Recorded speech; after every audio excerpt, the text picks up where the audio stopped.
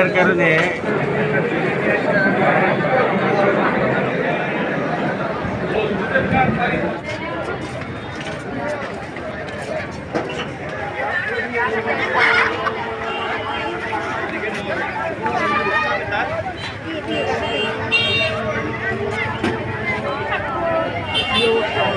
ছাগল আমরা বিক্রি করি এখানে পাগলা মসজিদে।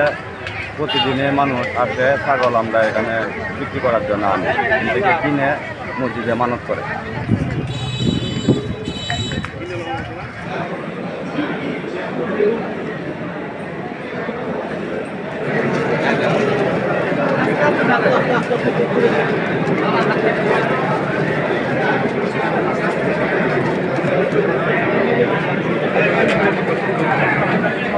ভাই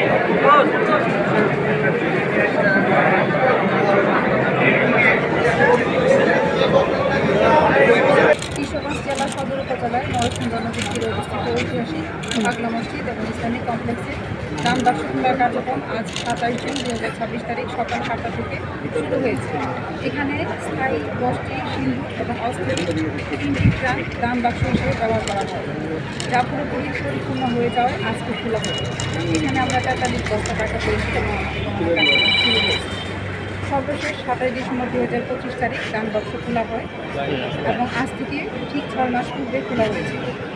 সেই সময়ে প্রাপ্ত টাকার পরিমাণ ছিল 11,78,48,538 টাকা, যা গণনা শেষে রূপালী ব্যাংকের পাগলা মসজিদের অ্যাকাউন্টে জমা করা হয়।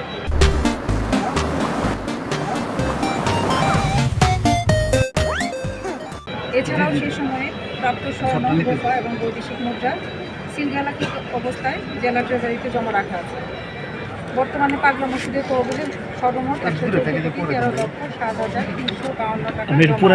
এছাড়াও আপনারা জানেন যে পাগলা মসজিদের একটি ওয়েবসাইট ডেভেলপ করা হয়েছে, যার মাধ্যমে যে কোনো জায়গা থেকে টাকা অনলাইনে মোবাইল ব্যাংকিংয়ের মাধ্যমে দান করতে পারে। ইতিমধ্যে এই ওয়েবসাইটের বাংলা ভার্সন রয়েছে। অনলাইনে এখন পর্যন্ত 24,76,882 টাকা অনুদান পাওয়া গেছে। পাগলা মসজিদের আধুনিক কমপ্লেক্স নির্মাণের জন্য প্রয়োজনীয় কার্যক্রম মধ্যে গ্রহণ করা হয়েছে। এর ধারাবাহিকতায় বর্তমান মসজিদ কমপ্লেক্স এবং কবরস্থানের মধ্যবর্তী ফাঁকা 53.77% জায়গা পাগলা মসজিদের নামে ক্রয় করা হয়েছে। কমপ্লেক্সের নান্দনিক ডিজাইন প্রণয়নের কার্যক্রম চলমান রয়েছে।